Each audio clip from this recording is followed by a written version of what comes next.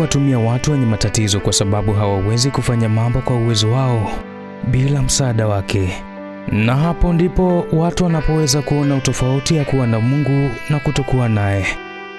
Ndipo watu watakapoona uwezo wa Mungu kutenda na kubadilisha maisha ya watu wanaomwamini.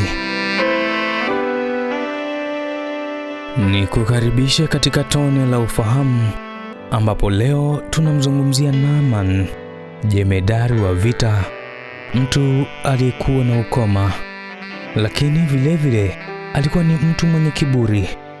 Ila kupitia yeye Mungu aliweza kujitwalia utukufu.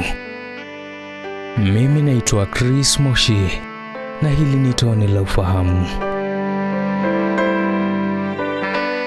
Katika Sham aliishi mtu aliyeitwa Naaman. Alikuwa jemedari mkuu katika jeshi la Sham. Alikuwa mtu mkubwa mbele ya bwana wake na mwenye kuheshimiwa, kwa sababu kwa mkono wake Bwana alikuwa amewapa Washami kushinda.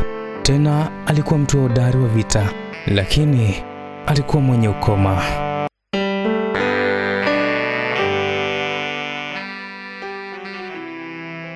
Ukoma ulikuwa ni tatizo la kwanza la Naaman. Katika nyakati hizo, wenye ukoma walikuwa wanatengwa mbali na watu wengine. Hata awe maarufu au awe muhimu kiasi gani, basi hili lilikuwa halikwepeki. Huenda pengine tatizo hili lilimsababishia usumbufu mkubwa. Huenda labda lilimfanya kudharauliwa na watu wengine. Huenda labda lilimfanya kuonekana kama mchafu, mwenye mikosi, na huenda lilimkosesha amani sana.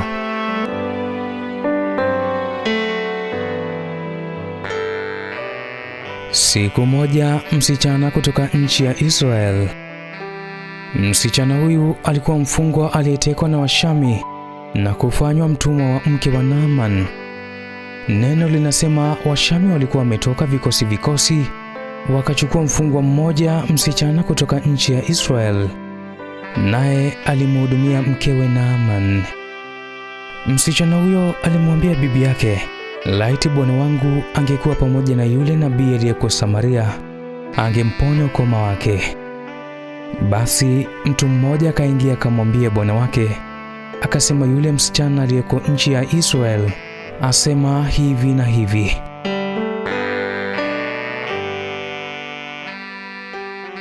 Basi Naaman alisafiri umbali mrefu ili kumtafuta Elisha. Alifikiri angeponywa kwa muujiza mkubwa. Naaman alienda nyumbani kwa Elisha pamoja na watumishi wake, farasi na magari ya kukokotwa na farasi. Hapa kiburi cha Naaman kinaonekana tu pale alipofika kwa Elisha, kwani alitegemea Elisha atakuja mbele yake amuinamie na kuonyesha heshima yake. Lakini badala yake Elisha akamtuma mtumishi wake ampe maelekezo Naaman kwamba Bwana angemponya Naaman kama angejiosha yeye mwenyewe katika mto Yordan mara 7. Hiyo jemedari Naaman alitafsiri kama kitendo cha dharau. And the king of Syria said, Go to, go, and I will send a letter unto the king of Israel, that he mayest recover him of his leprosy. And it came to pass, when the king of Israel had read the letter, that he rent his clothes. Am I God to kill and to make alive? That this man doth send unto me to recover a man of his leprosy?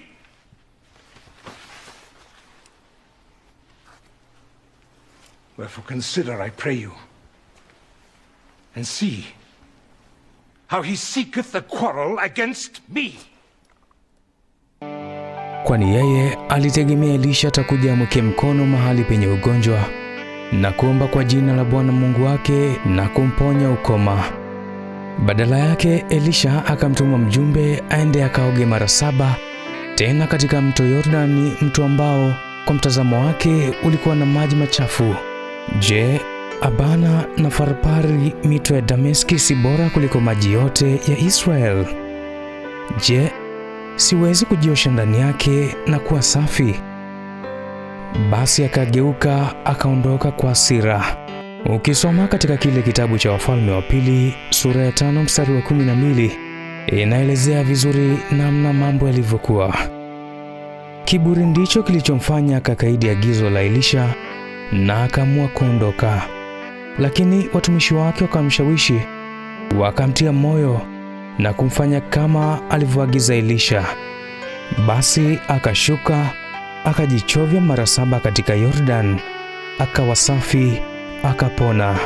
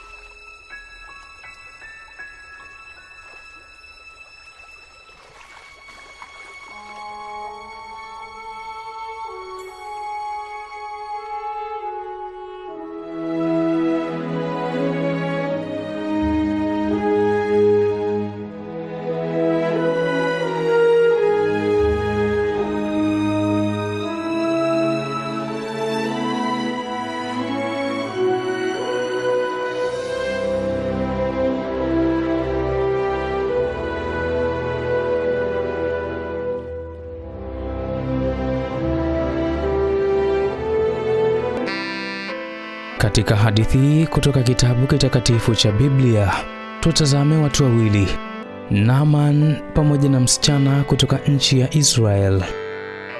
Watu hawa wawili walikuwa wanafanana kwenye jambo moja. Naaman alitengwa na jamii kwa sababu ya ukoma. Sawa, alikuwa shujaa lakini alikuwa na ukoma, na watu waliwatenga na kuwadharau wenye ukoma. Kwa upande wa msichana kutoka Israel, yeye alikuwa mtumwa asiye na lolote na aliyetengwa na ndugu zake na kuchukuliwa mateka, lakini wote walitumiwa na Mungu. Naaman, yeye alitumiwa kuwapatia ushindi wa Shami pamoja na kuwa na ukoma, lakini msichana kutoka Israel, yeye japokuwa alikuwa mtumwa, alitumiwa kumwonyesha Naaman mahali atakapopata uponyaji. Tuna mambo mengi ya kujifunza kutokana na hadithi hii, kwamba Mungu anatupenda na yuko tayari kutuponya na kutubadilisha maisha yetu pamoja na madhaifu yetu. Hata katika Agano Jipya tumemwona Yesu akizungumza na wenye ukoma, watu ambao watu wengine waliwatenga. Tena hakuishia kuzungumza nao tu, aliwagusa na kuwaponya pia. Kwa jemedari Naaman, tunaona namna ambavyo Mungu alimpenda, alimsamehe na kumponya Naaman, mtu aliyekuwa na ukoma na kiburi. Ukoma ni kweli uliharibu muonekano na thamani yake mbele za watu, lakini Mungu alimpenda hivyo hivyo, na japokuwa hakuwa Mwisrael, lakini Mungu alimponya tatizo lake la kiroho, yani kiburi, na alimponya tatizo lake la kimwili, yani ukoma. Sisi sote tunafanya dhambi katika maisha yetu, lakini Mungu bado anatupenda hivyo hivyo. Mungu anatufikia kupitia Roho Mtakatifu mara tu tunapomkubali Kristo, na anatuponya na kutusamehe dhambi zetu. Sisi wote ni kama wenye ukoma mbele za Mungu. Nafsi zetu zimefunikwa na ugonjwa wa dhambi. Hata hivyo, Mungu hatutengi, hatuachi, na anaendelea kutupenda. Tone la Ufahamu limeandaliwa na kuwasilishwa kwako na mimi Chris Moshi. Mungu akuangazie mema.